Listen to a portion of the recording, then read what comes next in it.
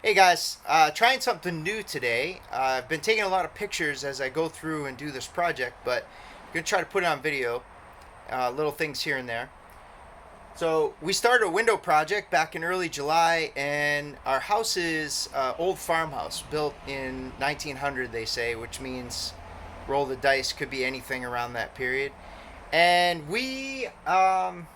it actually was originally a camp, and then it was turned into a two-floor, and then a bunch of additions. But anyway, went to do the windows and found that there was no insulation in the walls.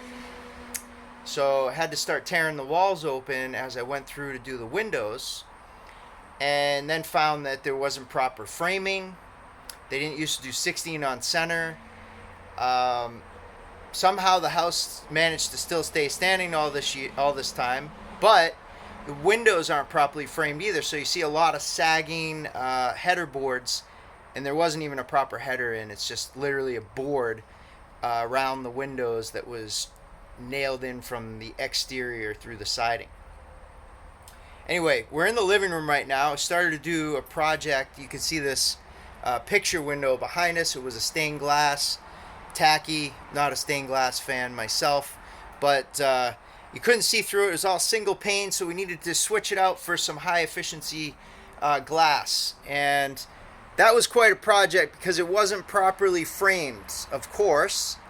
So I could share pictures of that. But right now, what I'm doing is this is the center of the living room, and it was not, somebody came in later and put in studs every 12 inches, so that was good. It was 2x6s every 12 inches. They did try to shore it up, and you could see some bridging here that they did in between each of the studs to try to displace the load. Unfortunately, they missed some things along the way, like this window is over 6 feet and didn't have proper framing, so it created a big sag in the lintel.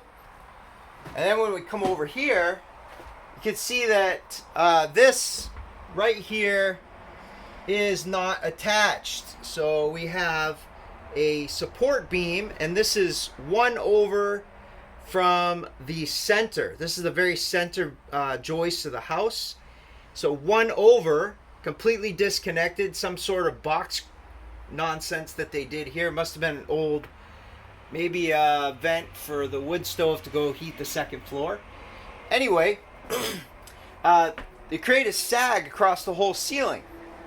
So went to put in a sister beam that you can see here that I got in, and unfortunately these are 12 footers, 2x6.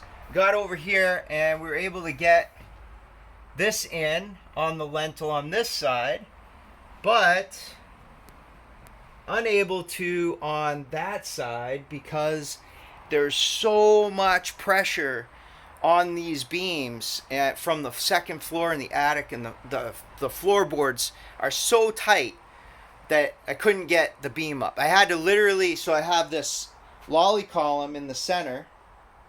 Trying to get an angle here, guys. Got this lolly column holding it up, and I could get about 1.5 centimeters that I could get it to go up, and it jammed. I literally had to use a 2-ton car jack to get these joists in place. And they're under load right now, so that what we're doing, because I couldn't get on the lintel on both sides, I came over the other side and I started from the opposite end and put in another sister joist. This one's resting on the lintel. So this whole beam will be a 6x6 by the time I'm done, instead of a 2x6, and essentially a 4x6 resting on each lintel. And then what we did is we're doing every 2 feet where I'm drilling into these. It's really difficult to get a drill in here, so I ended up getting a right angle drill extension. That really helped. Going through with a 1/2 inch. These are half inch pass through bolts, and going through and we're tightening these down as we go every 2 feet. So that's the current project right now. I have to do the next joist after this because that's the very center. and take the load off of this incomplete joist right here, so we can actually remove that one and put in a new one. Probably 4x6. I'll probably sister two 2x6s and put it in there, because that's also a really weak point. And if you go up to the second floor, there's a bedroom right there. You can see a really steep incline going in that direction. So that's definitely got to be shored up a bit more. Anyway, I thought I'd share that with you guys and some of the solutions that I'm trying to do as I go. Hope you enjoyed it. Stay tuned for more adventures. Randy and Holly's Funhouse.